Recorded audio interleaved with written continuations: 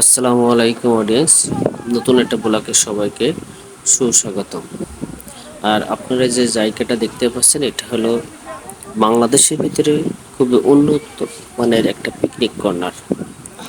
এটা ওয়াটার কিংডমও বলা হয়, ফ্যান্টাসি কিংডমও বলা হয়। আর এই ফ্যান্টাসি কিংডমে বিভিন্ন ধরনের রাইডার আছে।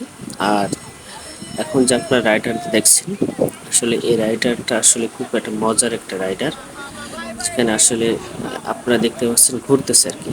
আর ঘোরার সময় আসলে এটা এমন একটা এনজয় মুহূর্ত, আবার খুবই ভয়ের একটা কাজ করে, যে মনে হয় যা কিছু আছে সব কিছু ঘটতেছে আর কি।